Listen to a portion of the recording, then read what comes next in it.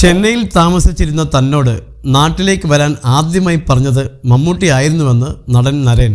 അവിടെ സഹായിക്കാൻ ആരുണ്ട് എന്ന് അദ്ദേഹം ചോദിക്കുമായിരുന്നു. ഒടുവിൽ വന്നപ്പോൾ 10 വർഷം വെറുതെ കളഞ്ഞില്ലേ എന്നായിരുന്നു നരേൻ പറഞ്ഞത്. മീഡിയ വണ്ണിന് നൽകിയ അഭിമുഖത്തിൽ നരേൻ സംസാരിക്കുകയായിരുന്നു. ഇത്രയും വർഷങ്ങൾ ഞാൻ ചെന്നൈയിലായിരുന്നു. അവിടെ നിന്നും നാട്ടിൽ വന്നിട്ട് 5 മാസം മാത്രമേ ആയിട്ടുള്ളൂ. തനിക്ക് നാട്ടിലേക്ക് വന്നൂടെ, ഇവിടെ എന്താണ് ചെയ്യുന്നത് എന്ന് എന്നോട് ആദ്യം പറയുന്നത് മമ്മൂക്കയാണ്.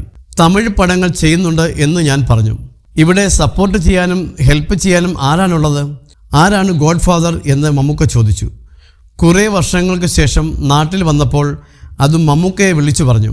10 വർഷം വേസ്റ്റായില്ലേ എന്ന് അദ്ദേഹം ചോദിച്ചു. എൻ്റെ മോനെ അദ്ദേഹത്തിനെ ഒന്ന് കാണിക്കണം എന്നുണ്ടായിരുന്നു. കാണാമെന്ന് അദ്ദേഹവും പറഞ്ഞിരുന്നു. ടർബോയുടെ ലൊക്കേഷനിൽ പോകാമെന്നാണ് വിചാരിച്ചത്. പക്ഷേ ഞാൻ തൃശ്ശൂരിൽ നിന്നും എത്താൻ വൈകിപ്പോയി. പിന്നെ അവൻ വീട്ടിൽ പോയി എന്നറിഞ്ഞു. അങ്ങനെ ഫാമിലിയായി അവളുടെ വീട്ടിൽ പോയി. അതൊരു സൈലൻ്റായ പിറന്നാൾ ആഘോഷമായിരുന്നു, നരേൻ പറഞ്ഞു. ക്വീൻ എലിസബത്താണ് ഇനി റിലീസിനൊരുങ്ങുന്ന നരേൻ്റെ ചിത്രം.